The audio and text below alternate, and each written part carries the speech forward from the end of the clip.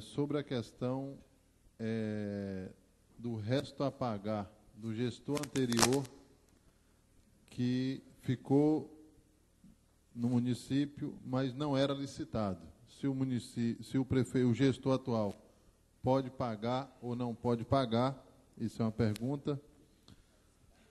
Não foi licitado, mas ficou empenhado e em restos a pagar. Foi empenhado e não foi nem liquidado. Provavelmente não foi liquidado.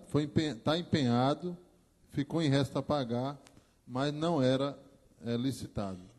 Aí se o município pode pagar ou não pode pagar, nesse caso. Foi empenhado e não foi licitado? Não. Certo. Fez um processo, por exemplo, transporte escolar. Ficou o último mês sem fazer o pagamento, dezembro, na saída dele. Está empenhado, mas ele não fez a licitação anual do transporte escolar. Aí eu quero saber, está empenhado, se eu posso pagar ou não posso pagar. Eu tenho meu ponto de vista, mas eu vou deixar para meu coordenador aqui, porque é algo que envolve gestão e, de repente, seja um juízo meu. Então... E, no caso, eu falo de Alcobaça, mas eu acho que quase todos os municípios têm essa situação. A questão da razoabilidade e da economicidade. As inspetorias, no caso, a 9ª região, que é 13 municípios, que é a 8ª região, que é o NAPS, outra Itamaraju, ela coloca irrazoabilidade da economicidade, em tudo. Seja no transporte escolar, seja no combustível, seja na merenda, mesmo que você gaste menos do que o limite mínimo, que é os 15 centavos. Aí eu queria uma orientação e também uma sugestão. Quando colocar em razoável, que coloque em razoável por quê? Irrazoável porque gastou mais ou isso, aquilo. Irrazoável porque o limite mínimo é tanto, entendeu? Porque, por exemplo, o município de Alcobaça tem 1.500 km². Então, a gente às vezes gasta muito combustível, aí coloca em razoável. A merenda escolar, o mínimo é 15 centavos. Nós gastamos 10 centavos, diz que é irrazoável. Então, a gente não sabe, na verdade, o que é razoável, o que é irrazoável e por que é irrazoável. E tem a questão dos advogados, se coloca para a recuperação de recursos federais, INSS, ISS e tal. Contrato de risco? É o contrato de risco. Esse pagar no êxito é normal, não é normal? Pode pagar os 20%, não pode? Como é que funciona? É isso aí. Pronto. Olha só, eu tenho considerações para todos os questionamentos que foram feitos, né? Mas como tem alguns aspectos que são de respostas de gestão, eu adianto que alguns se tratam de normas do tribunal, né?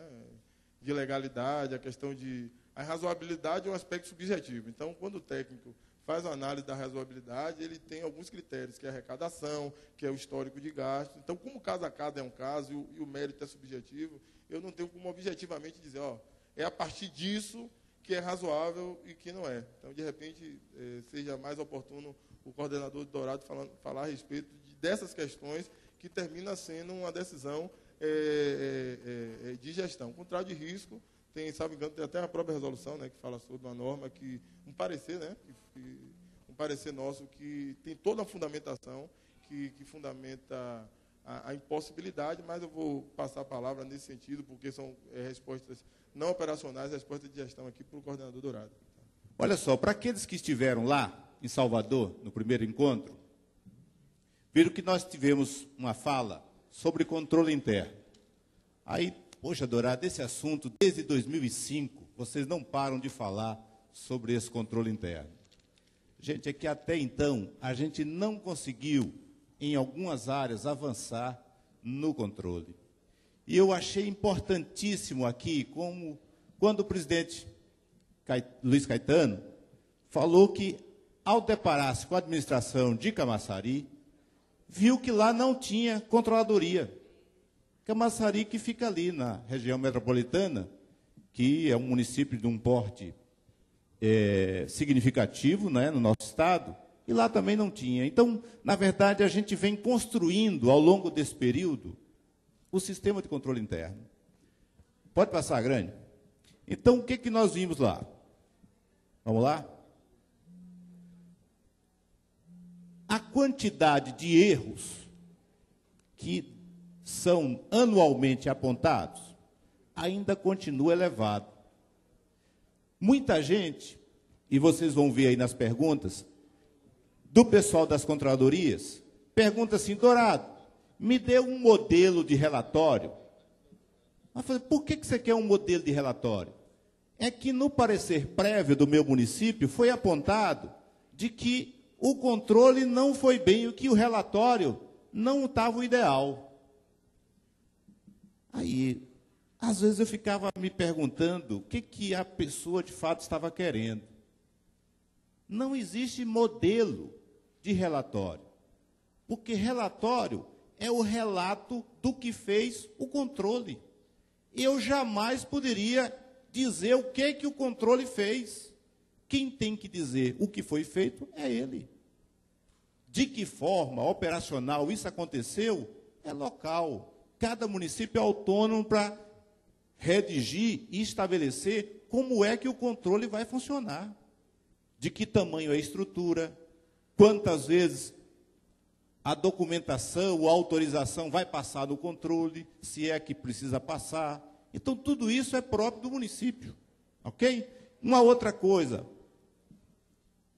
Gente, a gestão do dinheiro público é algo muito sério, muito sério.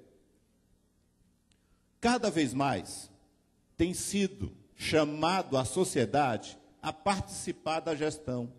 Os controles sociais, a cada dia, eles se ampliam.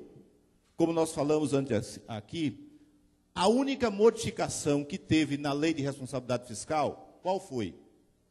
A ampliação da transparência. A única coisa que até então foi modificada foi isso. Através da 131, a Lei Complementar 131, se ampliou a transparência, que é exatamente colocando essa obrigatoriedade de se pôr na internet o que eu contratei, o que paguei e o que foi entregue no dia de ontem. Então, hoje, se vocês entrarem no site da União, Transparência Brasil, vocês vão saber do Brasil inteiro o que a União fez ontem. Ela publica diariamente todos os atos que aconteceram. Então, a gente vai ter uma ampliação cada vez mais. Isso evita a fraude. Eu estou tendo um controle maior sobre o recurso público. E outra coisa é a ineficiência. Vocês sabem que o artigo 37 da Constituição Federal, ela traz ali os princípios que regem a administração pública, que é a moralidade, legalidade, impessoalidade, publicidade. E, lá na frente, eles emendaram a Constituição, trouxeram mais um princípio. Que princípio é esse? Da eficiência. Por quê? Hoje não basta que eu licite, que eu tenha concorrendo empresas regulares perante o fisco. Hoje não basta isso. Eu achei interessante que nós vamos ver isso aí. Um vereador pergunta: vem cá, qual é a minha ferramenta? Ou seja, como eu devo ser orientado para ir fiscalizar? Eu achei interessante isso. Por quê?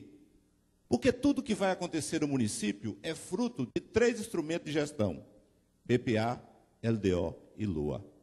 Quem é que aprova esses instrumentos? A Câmara. Como é que ele pergunta o que eu devo fiscalizar? Tudo que se executa, o SIGA vai ensinar isso, tá, para vocês. Tudo que se executa, tudo que gasta, eu tenho que ir do gasto até o PPA e do PPA até a despesa. Não existe, gente, a despesa pela despesa. Às vezes se manda para lá um processo de pagamento. Que processo de pagamento é esse? Esse processo de pagamento comprou uma televisão. Isso só não é absolutamente nada. Ah, não, mas pode olhar que o fornecedor, ele está ok perante a Receita. Que esse fornecedor, ele poderia, de fato, vender para o município. Isso só não basta.